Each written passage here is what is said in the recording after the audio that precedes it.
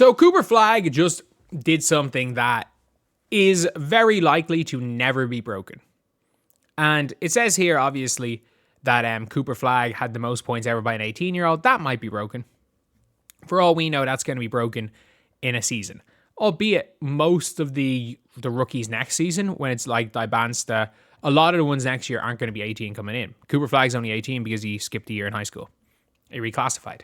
But that being said, if you're looking at Cooper Flagg and you're seeing this, he is almost certainly going to be the youngest player to have 40 points in an NBA game. Like, the guy is, because he's December. He is December. It's going to be very difficult to beat that record. But he had 42 points. He had a huge half as well with 7 rebounds, 6 assists. And okay, yeah, Cooper Flagg going number 1 in the redraft. Fair enough. Like a nice floater right there for Cooper Flagg starting us off. And to be fair, like he's doing it on the perimeter. He's attacking. This is what you want to see from Cooper Flagg. Like having a little bit of that point guard in him and driving left down the lane. And again, this is a game where they absolutely they needed all of those points. It was a close game. Like, that is mental, by the way. Like, I'm sorry, he just drove left, took the contact, and hooked up a lefty running hook shot thingy-majig. I don't know how to describe that. I actually don't know how to describe that shot. Cooper Flagg pulling up for 3. And again, once the 3 ball starts falling, which it might, like, he could be absolutely ridiculous. And again, like, I don't think we're going to see Cooper Flagg being an all-star this year. I don't even know if we see a year 2 all-star from Cooper Flagg. But for me, it's good that the Mavs kind of suck, because we're actually getting to see Cooper Flagg, pulling off these type of shots.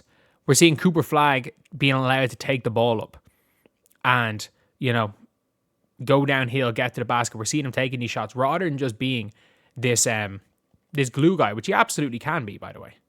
Like, I think everyone's is in agreement that Cooper Flagg had a 0 bust potential, because worst case scenario, he could have been an unbelievable glue guy.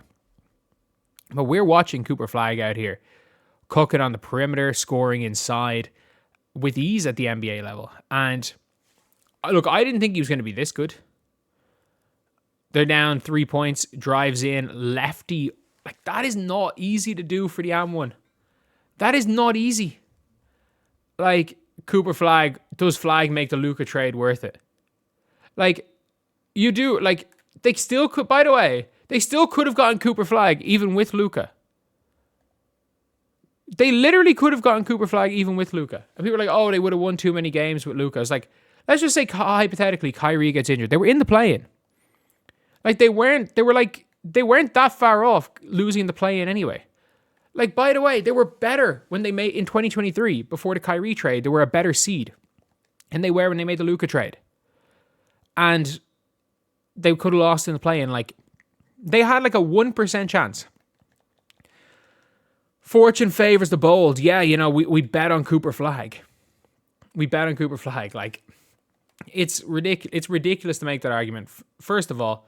And second of all, like, Luka is just 100 times better than Cooper Flagg. Like, Cooper Flagg's never going to be Luka. I will tell you that for a fact. Cooper Flagg's never going to be Luka. Is not going to be Luka Doncic. He could be really good. Not going to be Luka. He's just not. Like, Luka Doncic was ridiculous. What a game by Cooper Flagg. Too bad it wasn't a win to top it off. Did they not win? Why do I think they won? Did they not win in overtime?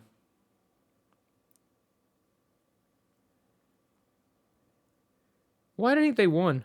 Oh, no, they lost in overtime. Shit. To be fair, they needed all those points to get it into OT anyway. But for the Mavs, it's probably a better thing they lost. Like, if you're the Mavs, you want to get yourselves the best chance possible at a high pick this year. You do. But when it comes to Cooper Flagg, like, I'm so impressed. I am so impressed by how he's been playing recently. Like, Like, this is not a normal stat line for a rookie, especially a rookie as young as he is. It is one of those things that where I don't think he has... Look, I don't think Cooper Flagg is this super... I don't think he's one of these guys that is, like, making young mistakes, if you get me. Like, I think he's closer to his... He's as close to his ceiling as any 18-year-old has ever been, in my opinion. But still, his ceiling is a perennial All-NBA player. And it is funny being like... I can't remember what it was, where it was like... if Cooper Flagg was in this year's draft class, he may not be... he may not go top 5. And I was like, do you have Nate Ament over him or something? But if we're being honest, like, Cooper Flagg probably goes number 1 if he was in this year's draft. But the thing is, it's a probably. Like, there was no real argument against Cooper Flagg going number 1. I think Dylan Harper is great. I think Dylan Harper genuinely is great. But, like, no one really was out there saying, at the time, Cooper Flagg shouldn't go number 1. I think there were talks about it early on in his freshman year, but by the end, there was no conversation really about it. That being said, like, I like Dibansta. I like Darren Peterson.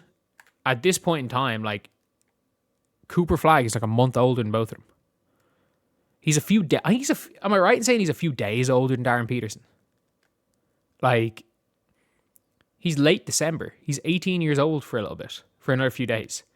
Like, he's a week, is it a week or is he 31st of December or something?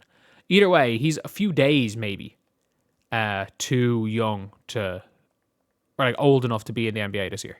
Like, he was this close to being, to not being able to play it. And like, even, is it his twin brother's a freshman at Maine? I think Ace Flagg's at Maine. But yeah, it's a mad one, because I thought Cooper Flagg was someone that obviously had a really good start to his NBA career, a really solid start to his NBA career. I'm not going to say a good start, a really solid start. But now we're at the stage where it's like, oh shit, no, Cooper Flagg's